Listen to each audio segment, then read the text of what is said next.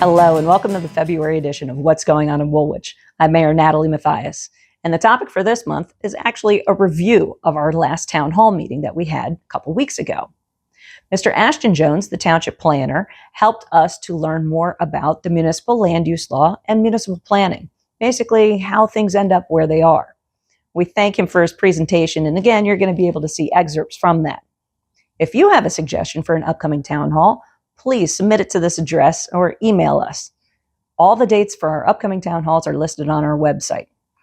Now, Milo is here to help me remember to tell you about an upcoming rabies vaccine clinic that we have on March 14th. It's going to be held at the Woolwich substation, which is on Woodstown Road, from 10 a.m. until 12 p.m. It's free of charge, and it will help you if you haven't registered already for our annual dog license. You can get your vaccine up to date, and you can submit your registration right then and there. Of course, all dog registration is due by the ultimate date of April 1st. So thank you for watching, and we hope to see you at something coming up. So the land use element is going to talk about zoning. Out of that comes a zoning map. But in that element, you're going to name the zones. You're going to name your goals for each zone, sort of what the format might be, what you want there. Not necessarily the uses, but more sort of the visual or aesthetic qualities of the zone. You know, you might say large lots or small lots, residential, what the housing type might be, things like that. And so you highlight that, and then you're going to look at, I guess, honestly, simplistically, that's largely what it is. And I'll sort of come back to this. So that's going to lay out your zoning, and then you'll have a zoning map. So really, your zoning map is then what dictates everything. And then out of your zoning map and out of every master plan comes the regulation. There's not really regulation in your master plan. The regulation comes via ordinances, which the township committee is in charge of. So all master plans, I don't want to say start and end with, but they're a function of the planning board. And so the planning board's purpose is to regulate zoning within the municipality. And so therefore, as a result of that, they are the body that is in charge of adopting this 30,000-foot view. So the zoning board will adopt the master plan. It kind of ends there. Then you get ordinances. Then you kind of also get all of these sort of subcategories. So things that you may know is there's a stormwater management plan where you regulate stormwater. It's not a required element. It isn't even necessarily listed as an element, but it gets adopted as sort of an appendix to the master plan. So all these other things become appendixes to the master plan. There's an environmental resource inventory, which Woolwich has. That's an appendix to the master plan. So an open space recreation plan is an element, but it's not required, but then DEP requires it if you're seeking what's called green acre funding. And green acre funding is how in the state we largely fund a lot of park infrastructure projects. So what does that mean? In sort of this analysis, again, we're at the land use element. We might say where we want things.